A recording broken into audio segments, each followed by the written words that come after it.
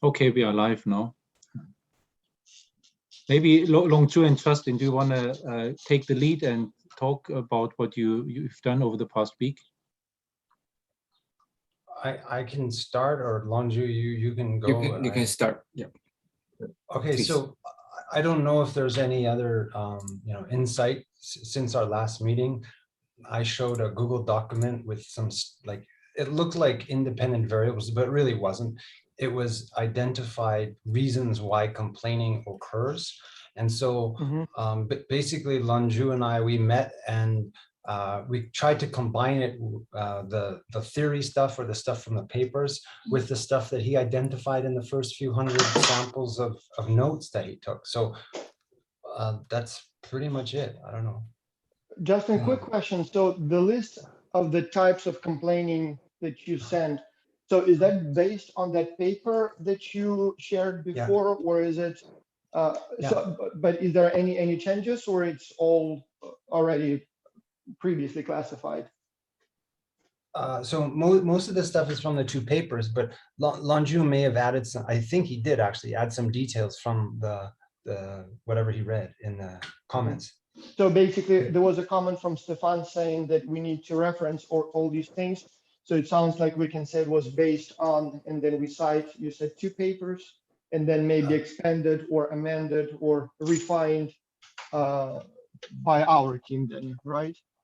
And it's the same author. I'm going off memory. I think one is 96 and one is 2003. And so the first one was published in a really good journal. The next one was a book chapter where they talked about a few extra things that didn't quite make it, right? So that's basically it.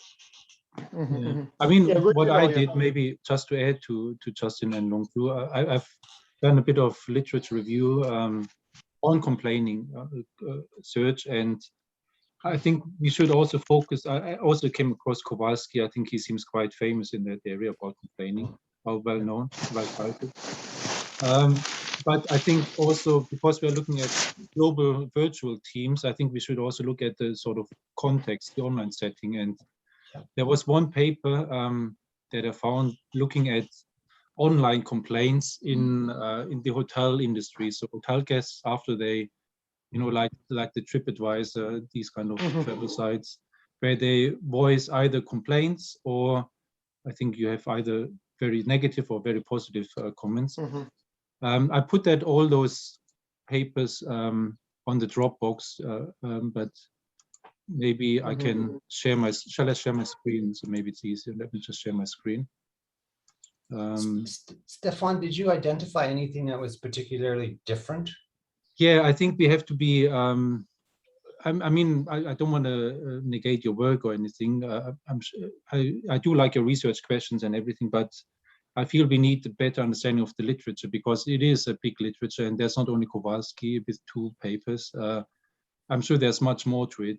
I haven't had time to go through all potential areas, but the reason why I sent those that email is we have to be really, at least that's my sort of opinion, we have to be really grounded in the literature and have a solid theory. Unless, the other option is we have a sort of grounded theory approach where we develop new theory based on our data, but I don't think that's our purpose, isn't it? In qualitative research, some studies do it. Sorry?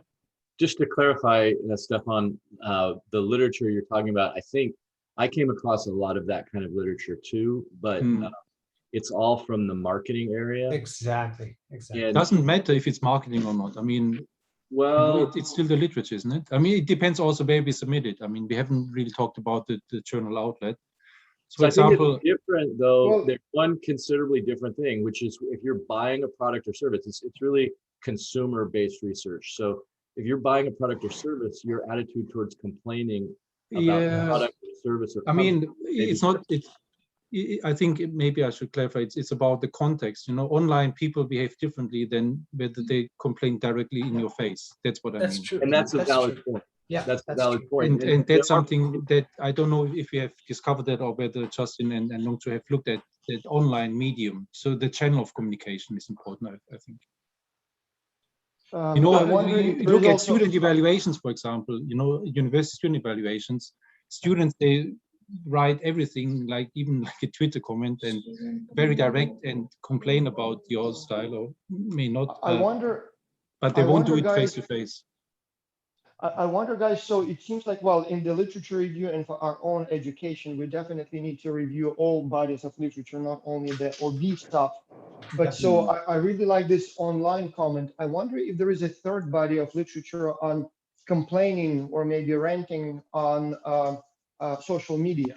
So it would social be, media, it's a good point too. Yeah, I agree. well, it would not be, it would not be consumer or marketing or not teams. It would be literally more, I don't even know what field it falls into. It would be like sociology, I guess. But yeah, it may be, I'm not sure where the paper will lead us. But in the literature review, at least we can say that we sort of merge all three bodies of research. So we talk about complaining about coworkers, complaining about teachers, people, second, the consumer. Again, students in many cases do perceive these teachers or maybe projects that they do as products. I pay my tuition, so please deliver. And then the online dimension to it, social media, but also we kind of put it all together. And so it'd be interesting to see if maybe even one of the papers that we could write based on this study would be something like what Kowalski did, where it's more of a classification. So not why, not what predicts, but rather, types of complaining in the global virtual team context. And maybe then show how the three bodies of literature kind of come together. Maybe some things do not exist in the virtual world, but maybe on the other hand, there are some things that exist only in this context. So I don't know if, yeah. But I just want to chime in a little bit, and I actually agree with you, Stefan, that the online component is missing. Yeah. But that might be our contribution. Like, I mean, of course, right? Sure. So and I would also agree with the comment earlier. I actually didn't quite see or hear who made it, but that this purchasing or this consumer behavior thing, it's a distinct context. So we have to be very careful in merging the two sort of team.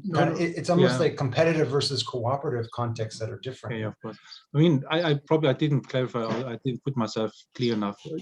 My point was more about the medium of communication, whether it's online or whether it's face to face. That's what I wanted to say. So here, the title is quite good here: complaining in cyberspace, the motives and forms of hotel guest complaints online. The important thing is here cyberspace. It's not face to face. Funny enough, that last year, Lonju, I, and a couple of other people actually wrote a paper about complaining online in cyberspace. Oh, did you? Okay. Based on the data from TripAdvisor.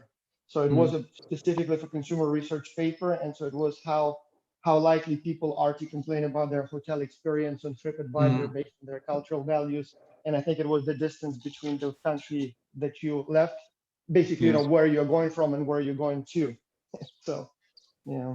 And I mean, it kind of overlaps with what Lonju and Justin did in the research questions. I think one was the motivations, right? What is the motivation? And you see here also altruism versus revenge on both sides of the spectrum. So there's some overlap, of course, but I think we have to keep the medium of communication or the channel in our paper. That's quite important, I feel.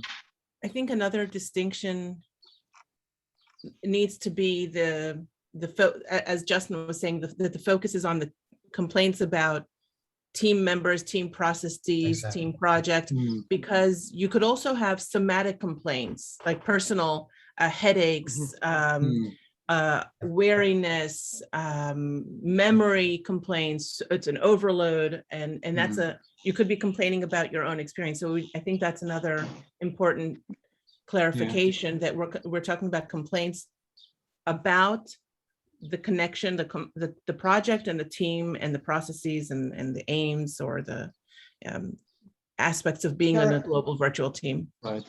Karen, this is a very interesting point that you raised, and I wonder if the dimensions of basically what people complain about, if they can be universal or not. Like, for example, okay, let's say somebody's complaining about a free rider on the team, or somebody is complaining about the time zone differences that make it difficult to schedule a meeting.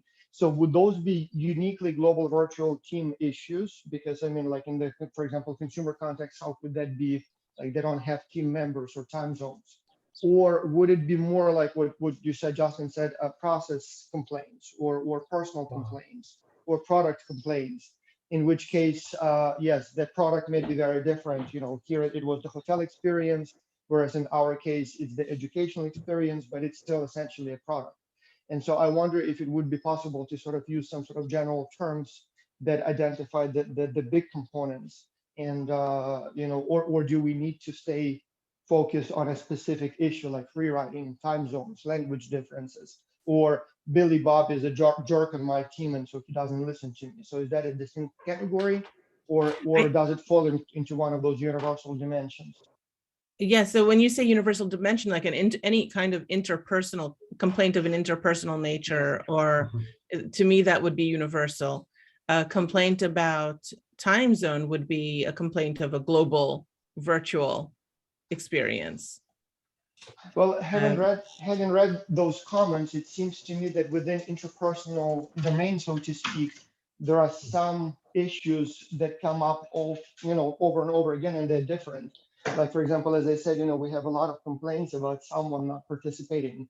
So in this case, it is essentially, well, I guess I'm not sure if it's interpersonal per se, but it is about a person.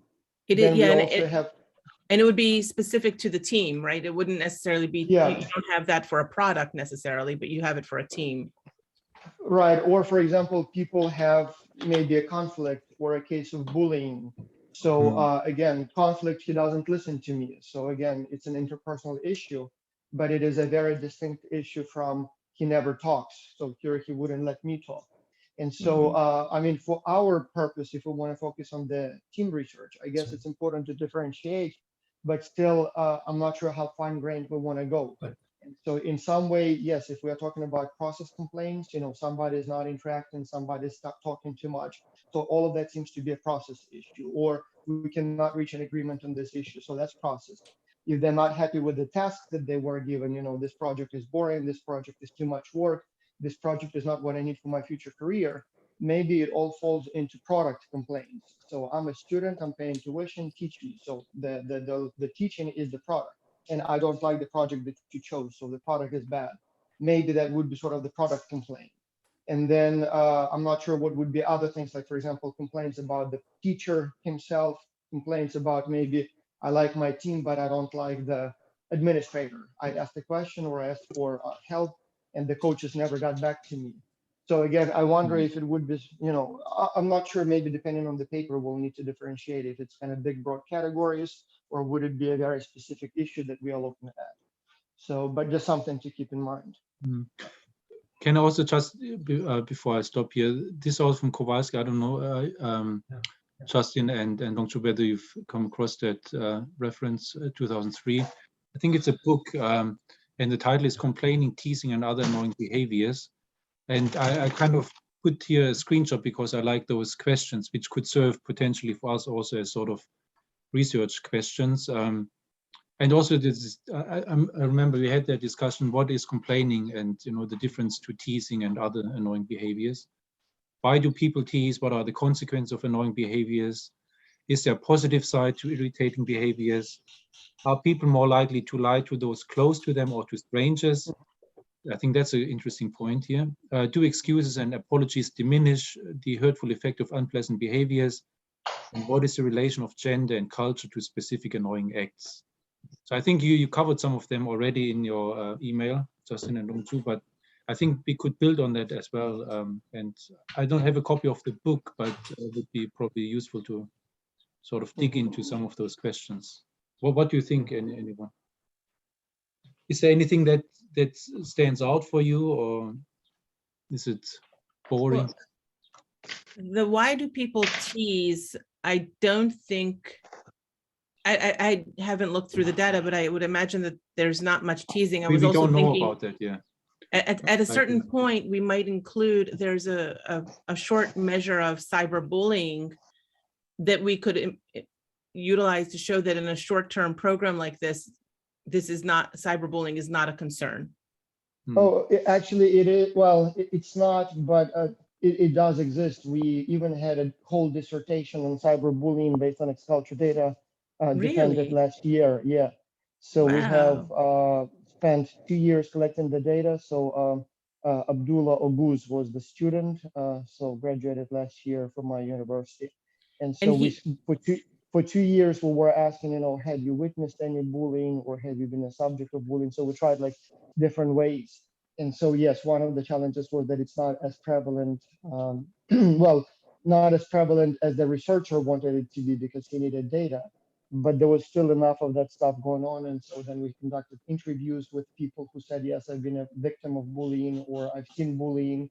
And so we do have distinct types as well. So in his dissertation, he talked about, bullying as in calling names, but we also had cyberbullying, cyber stalking. So there were all kinds of, Is that with respect to participation in X culture? Yes, precisely. Wow. Like that's only based on X culture. And as I said, one of the challenges was that we didn't have much of it going on. So even though we had many participants, we almost couldn't reach the necessary sample size. But then after like 4 semesters, we were able to get enough data so that, and then to contribute the people. So yes, it's not a common category, and it luckily, but it was enough for a dissertation. So that, and then the other is ostracism, which is different from bullying, right? There was one comment that we read last week that was, the person doesn't give me a chance to contribute. Yeah. That is much more common. And again, we have a whole study going on. One of the faculty, again, at my school, we hired who specifically specializes in ostracism. And so we even had a whole like questionnaire and stuff for her. So she's working on that. So again, that happens much more, but that one is a little bit more subjective too. Like, define, at which point is it, they just were talking and, didn't pay attention to me, in a particular meeting versus, I'm being ostracized, intentionally and as a form of punishment or bullying. So, but we do have, those comments are much more common. I'm not sure if you read the 30 categories or so of the comments that we sort of, without any prior theory, just simply classified. But one of them is, so they don't listen to me or they don't invite me to meetings. So again, it's not very common, but it does happen. Yeah. That's what I would imagine the ostracism would happen more so, perhaps, than the bullying. Mm-hmm. Well, in some cases, it may be also perceived ostracism, like not really. The team said, okay, let's not invite Johnny to the meeting. It's more, okay, guys, let's go ahead. And if Johnny doesn't show up, we don't care. And then Johnny thinks, well, how come they had a meeting and didn't, talk to me about it? Or I had this brilliant idea, I put it in a comment and nobody even noticed. So they must be excluded. I wrote a chapter for a book on ostracism, looking at the implications of ostracism. So I'd be curious to see your colleagues' additional work there. That would be neat. Well, maybe to channel our discussion. So I really like that we are finally going through sort of theories and kind of going beyond just the team research, but also mentioning consumer research, maybe social media behavior, bullying, ostracism. But ultimately, so it's important to have a full and broad foundation. But ultimately, we will need to think about what kind of paper are we writing and what kind of sort of, level of, detail do we need. So if the paper is, to provide a new classification of complaining, so I think we want to be very, very detailed. But if it's some sort of a paper that, what predicts complaining, maybe in that case, we don't really need to have a very fine-grained scheme, maybe just enough to have, the number of complaints of any kind, or maybe, split it into 3 main categories, as we said, maybe about product, process, and people, or something like that. And so, so I'm not sure how much time we need to invest in this initial research, probably enough so we know what's been in the literature. But it would be a good idea to sort of keep in mind why we need it, so that we can focus our research, because otherwise we can spend half a year studying literature and still not even know what paper we are trying to write. So here's a question. I just one moment. I agree with most of what's been said, but I think the most important part for me so far is that it's kind of what Stefan started with, and that is we're missing the cyber online internet thing part.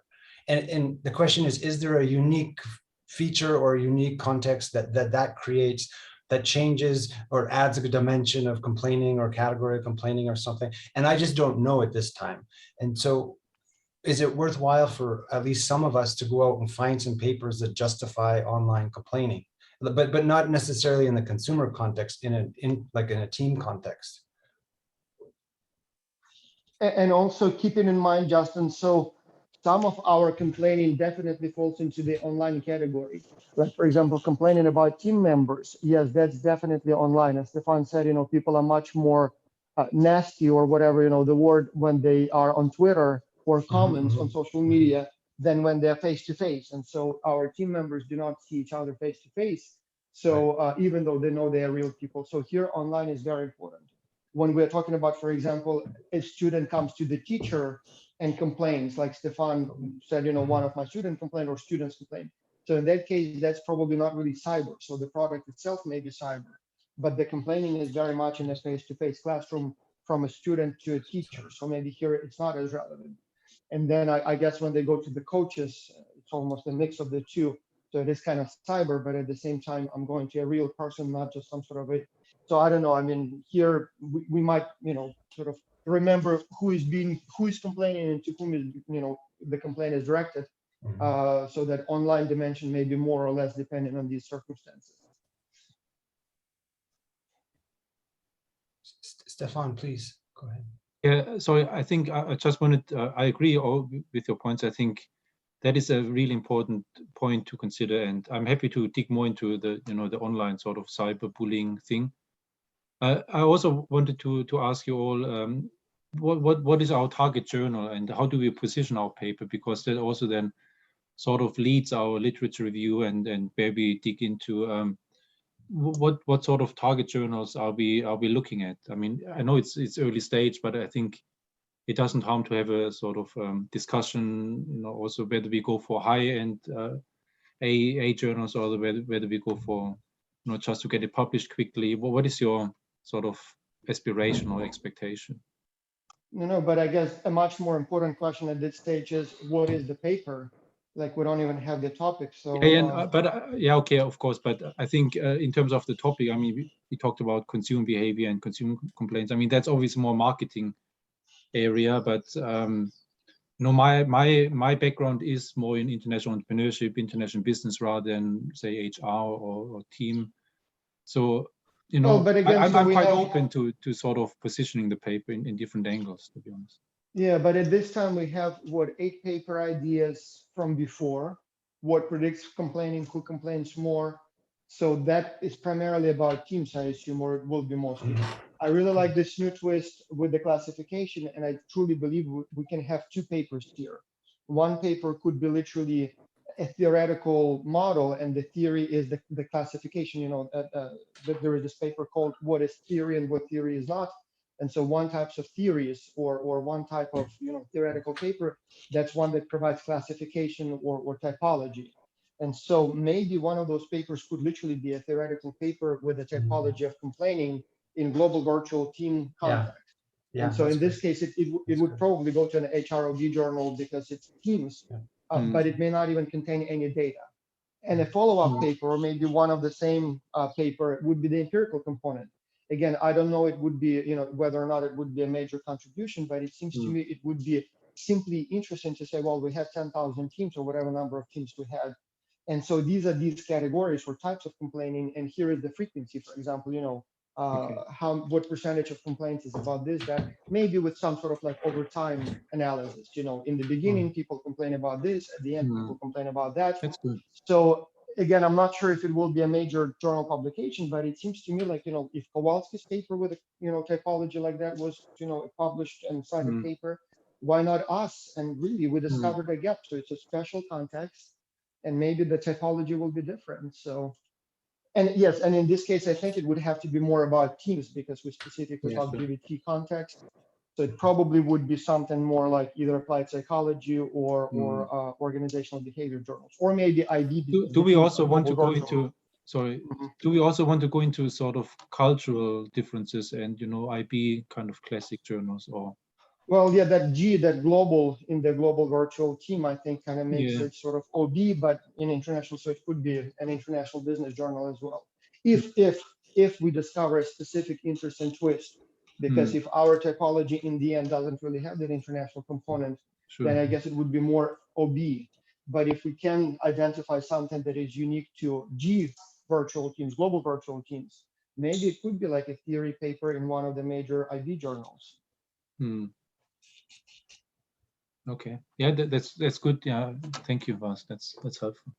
No, but Stefan, let me ask you this. So do you think it can be sort of twisted in a way that it would be more entrepreneurship or marketing? I think it I mean, it really depends on which topics we focus on, but I think I mean, I'm also not a marketing person, to be honest, and consumer behaviors is not my area as such, but I think international business is always a combination of different sorts of literatures, different literature trends. And if we find cultural differences, which I think could be quite likely, that some people from certain cultures complain more, or they complain more about process versus others who complain more about personal differences, having sort of comparison and kind of, because I think our advantage, as I see it, we have so many data, so much data available. We have a huge sample, and we need to really dig into the data and find some interesting, intriguing differences, because otherwise it's just a boring teams paper in kind of quotation marks. We need to find a really interesting and intriguing angle that is sort of counterproductive almost. And when I was a PhD student, one of my supervisors told me there's that paper from 1971 that's interesting. I'm sure you all know that paper. And that's also, I think, if you want to get published in a high A journal, also with a conceptual paper, we need to find something that is really interesting and not just something that has been done before. And that's why I'm asking, where are we going with the paper? Yeah. Well, just to finish this thought, so I think it probably will be more HROB type of deal. I agree. But if we talk about complaints, not about the teams, but complaints about the project, the product, and the people who complain and what they complain about. Yeah. So what I mean, like, for example, if we're talking about peer evaluations or weekly comments, in that case, I guess it is teams context. But if we look at the post-project comments, where we ask, so what did you think about the project itself? In that case, it almost becomes like about a product, which may fall into marketing if we wanted to twist it that way. Or maybe education, higher education, one of those journals. So in this case, EMLE, for example, Academy of Management Learning and Education. Student satisfaction with experiential learning projects, so what do they like, what they don't. So again, in this case, it might be potentially fitting into that category. By the way, according to the latest ratings that were just released, so Academy of Management Learning and Education is now the classification is 4-star. So in the same category as JIBS, ANJ, and so on. So I'm not sure if it's going to be on the FT50 list, but it's as high as it gets as far as the actual classification. Wow. So. I think also Academy of Management Perspectives, or AMP, it's now 4-star, is it? I didn't. Or AM. Fine, I didn't hear you. You said the AMP is what? AMP is, well, the UK, we use ABS list, that's Association of Business Schools. And I don't know which ranking you use, but it's like ABS 4 is the highest. It's like Journal of World Business, for example, is ABS 4. And it used to be ABS 3. ABS 3 level is something like Journal of International Management or International Business Review, but AMP has now moved up to JWB level, which is really high. And I think our paper could potentially fit in there, actually. Yeah. So some of the impact factors went up. Pretty much all of the IB journals now have a higher impact factor than the last year. But then also one of the ways to rank journals are those, like 1, 2, 3, 4, 4-star, and whatever else, they have in those categories. So some of our journals became 4-star or moved up at least one notch. Okay, at the but anyway, yes. Raining on parades. Let's come back and focus. Right? Yeah.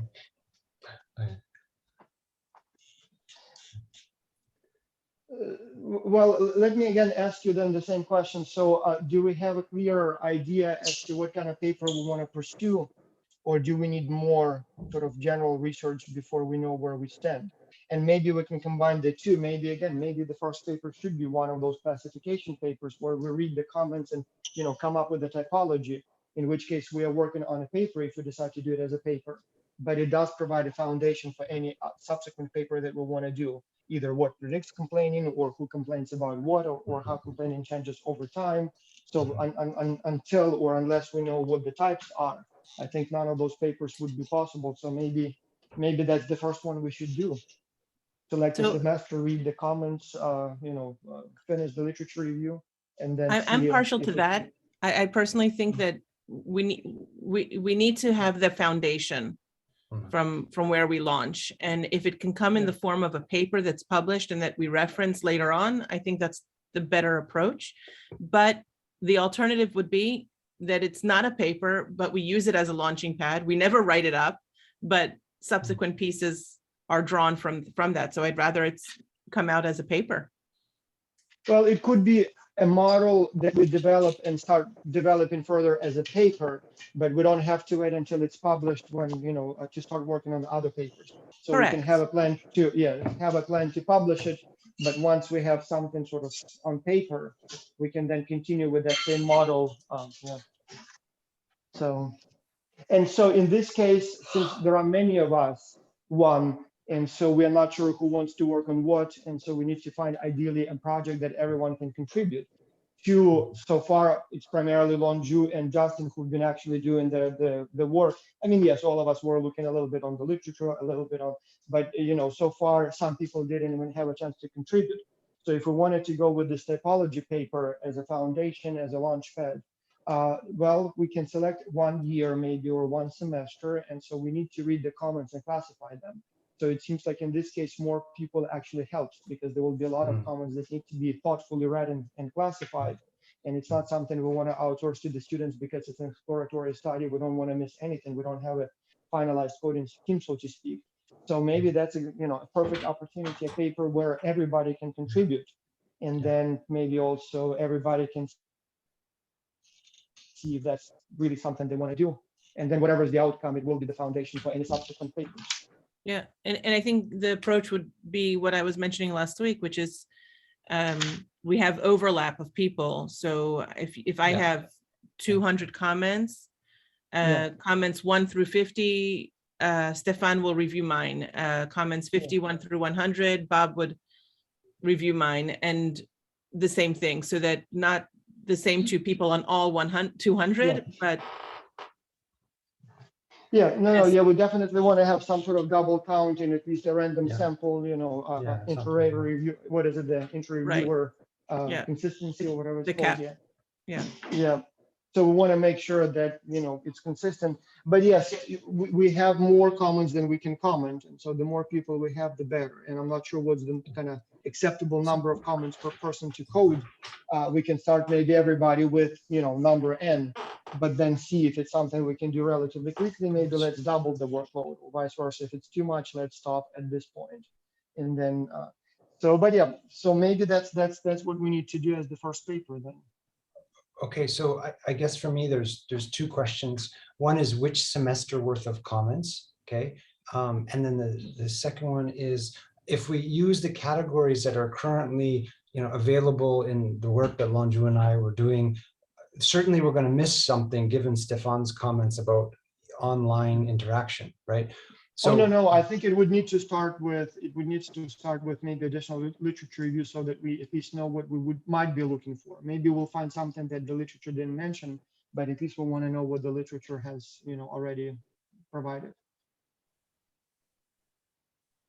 For the online component. Yeah. Okay. Okay, sounds good.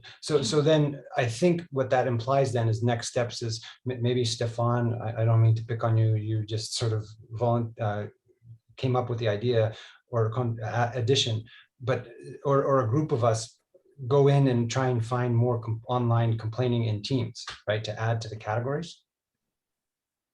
I think that we should do that. I agree with all of you, because that's important context that we're looking at, and there may be similar issues, but I think there may be also some new things that we haven't captured yet. But I think before we start with the real coding and going into the comments, we need to get the literature right and have the coding scheme right before we actually start.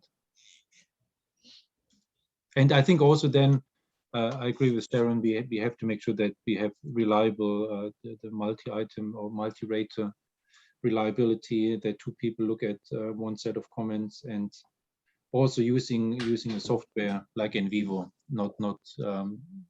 I would prefer NVivo because that's probably easier than using Excel or other software. That would be my preference. But of course, Excel is I think also possible, but I think NVivo is a bit more advanced. Well, again, with the NVivo and those programs, we can probably use them and probably should use them, but only after we know what we should be looking for.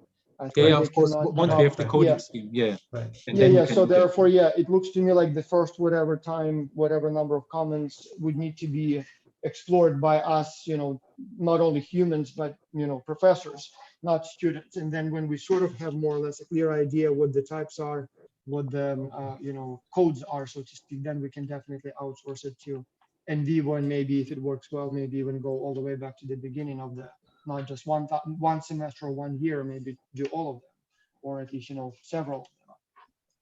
Okay, so if our immediate next steps is to find sort of additional categories, particularly those in an online team environment, I'm assuming we're needing volunteers, or we all do a little bit. Yeah. Well, so again, I'm not sure what's the sort of the good number, but maybe, for the first wave, we say, okay, let's, do like a limited number, and that's for 1 week. And then based on that initial round, we will have a better idea how much is doable within a reasonable time. And so I know we probably should aim at about, let's say, I don't know, 5 hours, maybe, of actual honest coding per person or something like that. And so, or maybe more, maybe 10, maybe a few weeks. And so once we know based on the first wave how quickly it's moving, then we'll know how many, I don't know, people, teams, comments, whichever way, unit of measurement we use. And then we'll say, okay, it seems like we can do, I don't know, 1 semester, 1 week, takes, I don't know, 3 hours. So why don't you then, Justin, you code first week, I'll code the next week, or whichever way it may be separated. Okay, but the point is, Vasa, before we do the coding, we need to add to the categories. Yeah, so we need people to go in and like maybe next week we meet again, and some of us, whoever that some might be, try and find some papers on complaining in virtual teams. Right? Yeah. Yes. Or maybe, so, and most likely there is no literature specifically on that, or hopefully there is no literature, because it would, like we want it, we want to be the ones who offers it. But yeah, so we might want to then look specifically at HROB complaining, at consumer research complaining. I'm not sure if we will find something cyberspace sort of ranking and complaining. I'm not sure if it would, fall into the complaining category per se, but there will be some sort of, bullying, ranking, it doesn't only, else. Yeah, sorry to interrupt. It doesn't only need to be in the context of complaining. I think we could also look at just communication in global virtual. Yeah. Dysfunctional communication methods. That's like the overall broader topic, communication in global virtual teams versus face-to-face. There's a lot of literature. And then we go from there. Although we are looking specifically at the dysfunctional side of it, right? Problems in global virtual teams with communication methods online versus face-to-face. Yeah. I just put in the chat a paper on complaining in virtual teams.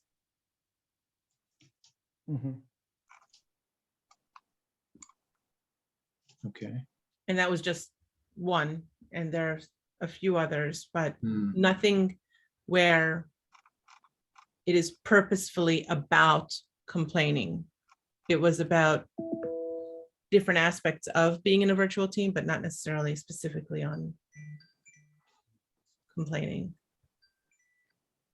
Okay, so who and how many of us are going to do the search for next week? I think that's the deliverable for next week. Add on the online virtual component of complaining, right?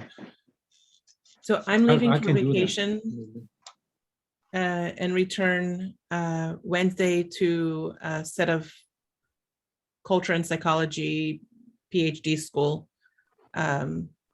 facilitating. So I'm not able to be with us tomorrow, next week. Okay. Yeah, I'm leaving on Sunday, coming back on Wednesday, a little trip to the beach. So I may still be able to do something, but it will be a little bit more difficult. But until Friday, I'll have one more day, so maybe. Shall we then schedule our next meeting in 2 weeks? I mean, that's fine with me too. No, we don't Yeah. have to necessarily meet next week if people are on vacation. Well, one important question. So do we then agree that our next task, but also hopefully one that will lead to a paper would be one where we sort of try to merge the literatures on complaining and dysfunctional communication into some sort of a model or typology of complaining in global virtual teams in cyberspace, and then see if we can either publish it as a theory paper or maybe as an empirical paper with some form of count of frequencies within each of those categories.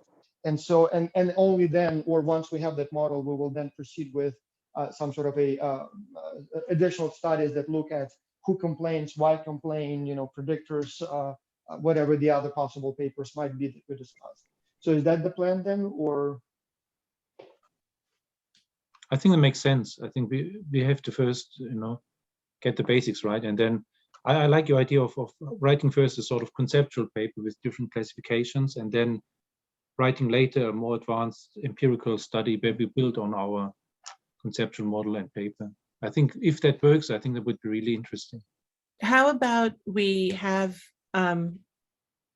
maybe one person take the lead on finding the literature, putting it into the Dropbox, a second person following up, make it a little bit more sequential as opposed to duplicating efforts. And then Stefan or somebody could divvy up the articles and say, okay, now you focus on these, and we'll bring it all together. Just to make it so that we're not 8 people overlapping. You have to schedule the time, and I think I'd be more comfortable, being more flexible and then doing my own thing, rather than, especially with the literature review, because people, they work different times, and I don't know. I mean, later on, of course, when we write up the paper, we can delegate tasks more easily, but I think for now we are kind of in a quite open sort of space. If we have a central Dropbox for it, then if you're working on it, you can quickly glance and see what's there. If you find other things to add, you can just keep adding. That way we might be able to avoid overlap. So I'm actually of the opinion that Lonju and I, for example, we did different things and we came up to different answers, even though they overlapped. And so by doing that, I think we are almost by default covering a greater area and therefore have a less chance of leaving something out at this stage. Yeah. Right. Yeah. And so I hope none of us sort of take and I'll include myself because everyone clearly is vacationing and whatever, but take the lazy path and only read the things in the Dropbox. That's what we should not do, right? What if we set a goal for each person to maybe add 5 articles to the Dropbox? Sure, something, yeah, whatever. If I may add to the workload here, so I wonder if it would be smart to look for not only papers that talk about complaining per se and typologies, but if there is a possibility the paper maybe the the theoretical, basically a theory paper, so one that offers some sort of a typology, it might be wise to also look for papers that did just that, so that offered like theoretical papers with any kind of typology. And so I'm just curious to see how they're structured, if any of them have been published like in a journal of a kind of AMR quality, so that maybe we can emulate that same format. Because, if done right, this could be an AMR paper, Academy of Management Review paper. So it's important that we do it right. And so, as I said, I can't recall right away seeing one of those, but maybe we should look literally go to AMR table of contents, for example, and look for papers that have the word typology in the title, for example, and see how they did it. How deep did they go? Was it just simply a list of categories, or did they come up with some sort of, additional, I don't know, I'm not sure what would be sort of the additional layers of theory upon that typology. But yeah, it would be nice to find some examples. Could be any kind of typology. It doesn't have to be in the complaining, realm. But if we do it right, I think we may have a good chance of publishing this paper as a paper too. I went ahead and I just shared in the Dropbox. I used this software, Publish and Perish. Well, first of all, I went into Scopus and Web of Science, and I didn't find too many like papers that speak about complaint and global virtual teams. But then when I use publish and perish, and using the two keywords, complaint and global virtual teams, I found 127 papers related to that. Most of them using the trust theories to support or to connect these complaint and global virtual teams. And I'm finding there, I'm seeing there some papers that look interesting. I mean, I just ran the search. Now we'll need to go, into each paper. But again, most of them trust and in global virtual teams. So that might be of help. And so, James, do you understand correctly? James, do you understand correctly? You're saying you use and publish or perish the software by Anvil Hudson for literature search? I'm sorry, you broke up there. You're using the publish or perish software for the search for literature, right? Yeah. The one by First, I went Anvil direct. Hudson. It's actually smart because it connects to Google Scholar, it connects to Webs of Science, like it connects to like 10 different databases. I never thought about using it for literature search. I always use it for person search, but actually it may not be a bad idea to, interesting. Yeah, because that way we don't have to go like, one or two or, the ones and twosies type of Yes, search. we don't have to do it one by one. There, yeah. And then we can take a quick screen them and then see, okay, based on the title, based on the abstract, and then we can move forward. Again, I just uploaded that. Yeah. Could you put the URL that you were looking at? I'm not familiar with that at all. Well, I can share the screen if you want to. Click here. Yeah, what James is talking about. So Anvil Hudson, so one of our colleagues. That one. Yes. Yeah. Okay. So she wrote a book, Publish or Perish. She wrote yes. And so there is a software. And so originally it was designed for sort of tracing citations and, getting people's, what is it, the H index. But yeah, I guess it connects to like 10 databases now, maybe 12 even. And so it may be sort of a more convenient search engine than just going to Web of Science or just Google Scholar or anything, that kind. Yeah. No, I'm familiar with hers. I thought there was I was thinking of a different site. So thank you. Yeah.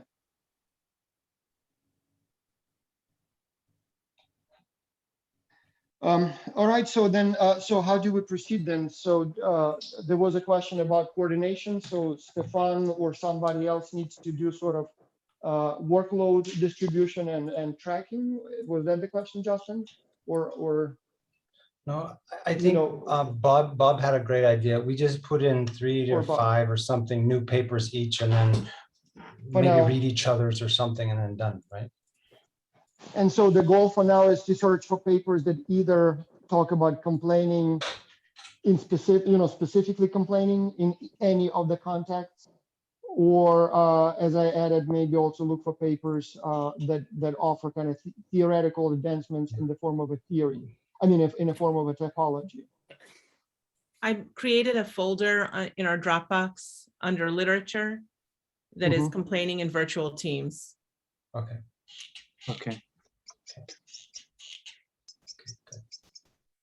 And I think also what we should do, and I mentioned it earlier, is not only looking at complaining as such, but also like disruption in communication in global virtual teams or any barriers or problems. So make it a little bit broader, because I would assume and we know already there's not a lot about complaining, but we need to also look at the bigger picture a little bit.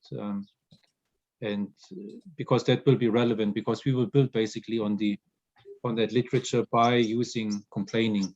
And I think that would be a good theoretical contribution if we can put that in the context of the wider literature of communication disruption in global virtual teams.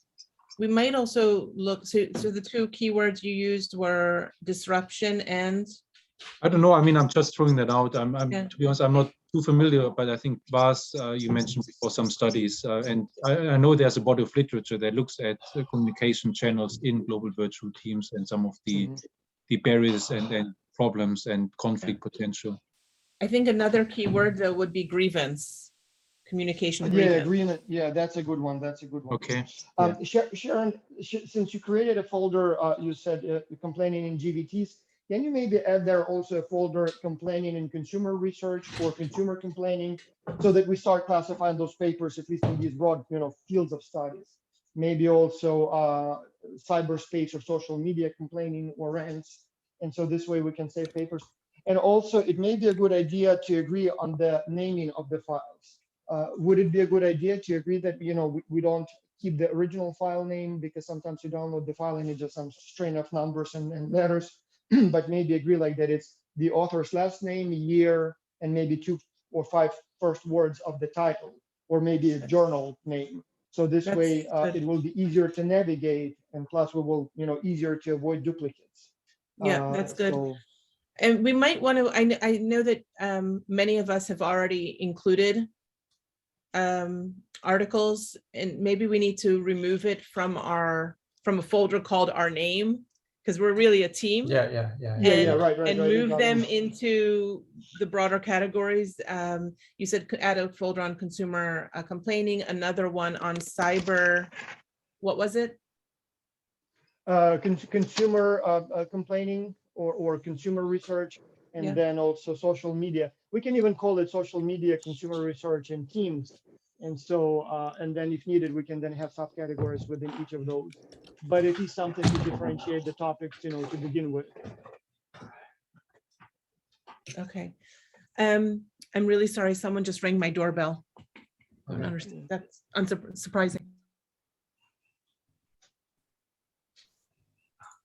She walked right into Niagara Falls. Look at that. Straight in the rainbow. Yeah. But we have a to-do list. So yeah, that's might good. So I would suggest I we meet in 2 weeks' time next. So on the 23rd, Friday 23rd, it gives us a bit of time, and then have a catch up in 2 weeks' time. That sounds very good. Yeah, that's a good time frame. Okay, so we look for articles. Maybe then for the naming. So because at some point, even when we will be looking for the papers that we want to discuss, I want to remember which ones I contributed. So maybe even go with, I don't know, like add one letter for our name, like, S for Stefan, J for Justin, for example, or James and Justin, I guess JK maybe. So for Justin. So, but I wonder if we don't have a separate folder for the literature we can contribute, so to speak. Maybe, it would be a last letter, like -JK. So this way we know that it was a paper by this author published in this year in this journal, found by JK. And so this way, if he needs to find it to talk about it, or if we want to know who found how many, there is some sort of a record in that way. I'll just put my first name because Stefan and I have the same initials. Yeah, or maybe full first name, yeah. Or 3 letters, just be creative. Or I'll use the naming convention my students use when they get upset with me. Which is what? Bitch. Yeah. Sorry. So see, we started to practice our, the online dysfunctional communication ranting, So yeah. But anyway, so we have then 2 weeks, and so yeah, let's find as much literature as possible with the goal of one, trying to come up with a new typology of complaining behaviors in the cyberspace in the context of global virtual teams, with the ultimate goal to publish that as a paper. And so maybe because of that, also looking for some of the studies, if you can find something that maybe did just that for a different topic, so that we can emulate the structure maybe. And again, I'm kind of curious for a paper like that, is it just enough to have the typology, or would it also include some sort of, I don't know, moderators, or maybe, I don't know, like I'm what would be sufficient for a paper like that to be published in a good journal? Like, do they add then multiple levels of moderators, mediators, predictors, and stuff like that? Or is it just simply, okay, here is the literature, here is cyber research, here is consumer research, here is team research, here is cyber communication or social media, these are the typologies they had, this is our typology, go use it? Or does it have to have more to be a separate paper? All right, so then it sounds like a Very plan. good. Sounds good to me. Sounds good. Thank you. Okay. Thank Yeah, you till all. next week then. Mhm. No, 2 weeks, 2 weeks. 2 weeks. 2 weeks. 2 yeah, weeks, 2 2 weeks. weeks. And Justin, so specifically for Justin, so Justin, we have now a meeting at 10:30. Do you want to have it now or do we wait until 10:30? Yeah, as long as you have time, we'll just meet now. Yes, I have time. Yes, we can even stay in this chat room. So we have a whole different topic to discuss, not Yeah. related to this study. Then maybe, I'm not sure who is the host, if you can reassign one of us as a host so that when you leave. we won't- It's just with the recording. I think I have to, I don't know how. Oh, that yeah, works. let's stop the recording. So I the have to stop recording. it and then, Mhm. okay. Okay, bye.